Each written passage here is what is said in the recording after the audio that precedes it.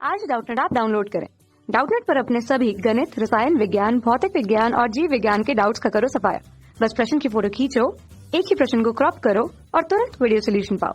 अभी डाउनलोड करें। Hello students, एक क्वेश्चन है, इसमें पूछा गया है नाइट्रोजन परिवार के हाइड्राइडों को निम्न बिंदुओं के अंतर्गत समझाइए। ठीक है, तो ये हमारा क्वेश्चन है। इसमें निम्न बिंदुएं ये दी गई है। पहला है क्वेश्चन हमारा नाम व सूत्र, दूसरा क्वेश्चन है क्षारीय गुण, तीसरा क्वेश्चन है अपचायक गुण और चौथा पॉइंट है बंध गुण तथा पांचवा पॉइंट है गलनांक एवं क्वथनांक। ठीक है, नाइट्रोजन परिवार की सबसे पहले बात करें। नाइट्रोजन जो होता है आवर्त सारणी में वर्ग 15 में स्थित होता है। आवर्त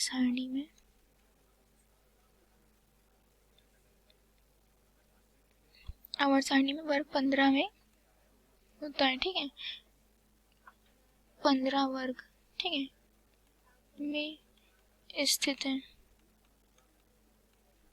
ठीक, अब इसमें क्या बात करते हैं। सबसे पहले नाइट्रोजन परिवार में कौन कौन से तत्व होते हैं। ठीक है, तत्वों की बात करते हैं। सबसे पहला तत्व हमारा जो होता है नाइट्रोजन। ठीक है, नाइट्रोजन होता है, फिर होता है फास्फोरस।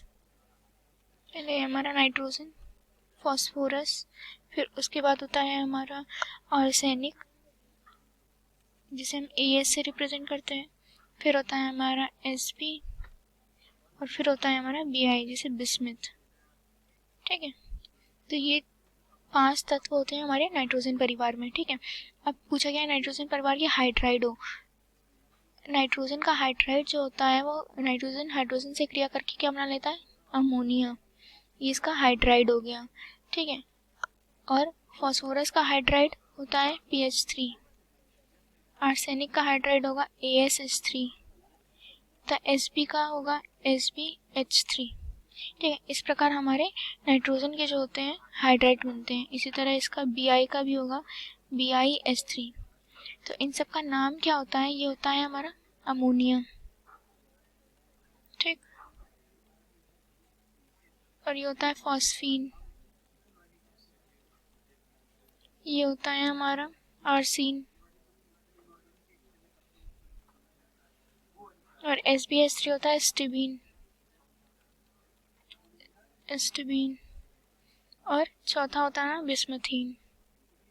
ठीक है, इसे बिस्मिथ कहा जाता है, बट हाइड्राइड के साथ अभिक्रिया करके ये बिस्मथीन हो जाता है। ये इनके नाम व सूत्र हो गए। ठीक है, ये इसका नाम और सूत्र। तो पहला पॉइंट हमारा, पहले पॉइंट का आंसर मैंने यहाँ पर लिख दिया, ये इसका नाम व सूत्र है। अब दूसरा पॉइंट कहा गया है यहाँ पर। दूसरे पॉइंट की बात करें तो कह रहा है इसका क्षारीय गुण। ठीक है, जिस प्रकार ये लाइन से है उसी प्रकार इनके क्षारीय गुण भी हम लिख देते हैं। अमोनिया जो होता है वो हमारा दुर्बल बेसिक स्वभाव का होता है। कैसा होता है, दुर्बल बेसिक होता है, मतलब दुर्बल क्षार, जिसे हम क्षार भी कह सकते हैं। ठीक है, क्योंकि ये हाइड्राइड आयन दे रहा है तो बेसिक जो होगा वो जाहिर सी बात है दुर्बल होगा। ठीक है, और इसी प्रकार फास्फोरस जो हमारा होता है, फास्फोरस की अगर बात करें तो फास्फोरस अमोनिया से कम बेसिक होता है। तो अगर फास्फोरस को लिखें तो ऐसे, अगर इनका लाइन वाइज लिखें तो हमारा हो जाएगा PH3 दुर्बल बेसिक में। ठीक है, NH3 है ये, ऐसे ये भी, और हमारे इससे संख्या इसकी घटती रहती है। सबसे ज़्यादा होती है अमोनिया दुर्बल बेसिक होती है, फिर उससे कम होता है हमारा जो क्षारीय गुण इसका होता है फॉस्फीन का, फिर उससे कम क्षारीय होता है दुर्बल आर्सेनिक और उससे होता है कम BiS3 बिस्मिथीन। ठीक है, तो ये दुर्बल गुण वाला पॉइंट हो गया। अब तीसरे पॉइंट की बात करें इसके, तो तीसरा पॉइंट क्या कह रहा है इसका, तीसरा पॉइंट क्या कह रहा है, अपचायक गुण। ठीक है, रिड्यूसिंग एजेंट जिसे हम कहते हैं। तो अगर हम अमोनिया की बात करें तो अमोनिया बहुत स्थायी हाइड्राइड बनाता है। ठीक है, इसके पास इसका अपचायक गुण नहीं होता है, और फॉस्फीन अमोनिया से कम स्थायी होता है, इसलिए इसके पास अपचायक गुण है। आर्सीन, स्टिबीन और बिस्मिथीन जो होते हैं, ऐसे ही हमारा वर्ग में नीचे जाने पर इसका स्थायित्व कम होता है और अपचायक क्षमता बढ़ती जाती है। तो अगर हम अपचायक क्षमता लिखें, अपचायक, तो अगर हम अपचायक क्षमता लिखें तो इसमें सबसे ज़्यादा होगी किसकी, अपचायक क्षमता ग्रुप में जाने पर नीचे बढ़ती है ना, तो सबसे ज़्यादा हो जाएगी BiS3 की, फिर हो जाएगी AsH3 की, फिर उससे कम हो जाएगी हमारी फॉस्फीन की,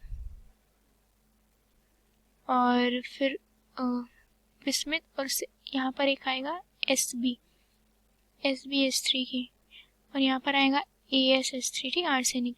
फिर उससे कम हो जाएगी हमारी फॉस्फीन की, और सबसे कम हो जाएगी अमोनिया की अपचायक क्षमता, ठीक है, क्योंकि इसमें अपचायक गुण होता ही नहीं है, अपचायक गुण नहीं होता है, नहीं होता है, ठीक है, अपचायक गुण नहीं होता है। इसलिए क्यों नहीं होता है? क्योंकि ये बहुत स्थायी हाइड्राइड होता है, ठीक है। अब चौथा क्वेश्चन क्या है? चौथा क्वेश्चन क्या बोला गया? बंद कोण, ठीक है। अगर बंद कोण की बात करें तो अमोनिया का बंद कोण कितना होता है? 107.3 डिग्री होता है, ठीक है। फिर उसके बाद होता है हमारा फॉस्फीन का। फॉस्फीन का जो बंद कोण होता है 93 डिग्री 50 सेकेंड, ठीक है। फिर सबसे कम, उससे कम होता है हमारा आर्सेनिक का 91 डिग्री 35 सेकेंड। फिर उसके बाद होता है हमारा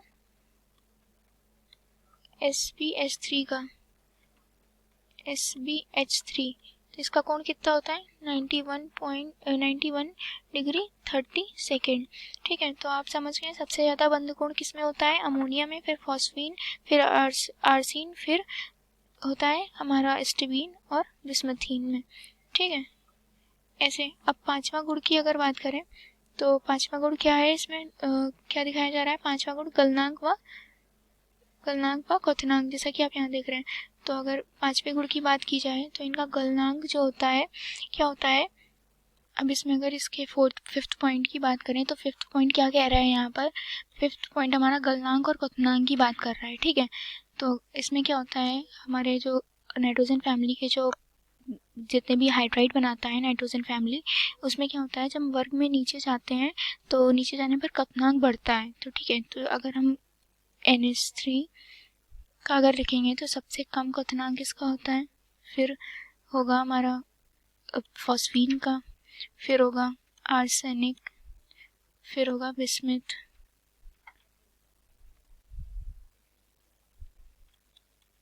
फिर होगा SbH3, ठीक है। तो ये क्या हो गया? क्वथनांक का क्वथनांक, ठीक। और इसी तरह गलनांक की अगर बात करें तो गलनांक में क्या होगा? सबसे ज़्यादा NH3 का, इनकी बंधन ऊर्जा जो होती है वो बहुत ज़्यादा होती है, तो इस वजह से गलनांक इसका सबसे ज़्यादा होगा, बंधन ऊर्जा कम होगी। उसके बाद क्या होगा? फिर फॉस्फीन का, फिर AsH3, फिर BiH3, SbH3, ठीक है। गलनांक इस तरह ये हमारे गलनांक का ये एरोज हैं, ठीक है। इधर को ये गलनांक होगा, ठीक, नाइट्रोजन फैमिली के हाइड्राइड का। तो आशा करती हूँ ये आंसर आपको समझ में आ गया होगा। Thank you. कक्षा 6 से 12वीं से लेकर नीट, IIT, JEE वो एडवांस के लेवल तक 1 करोड़ से ज्यादा छात्रों का भरोसा। आज ही डाउनलोड करें डाउटनेट ऐप या व्हाट्सएप करें अपने सारे डाउट्स 8400 400 400 पर।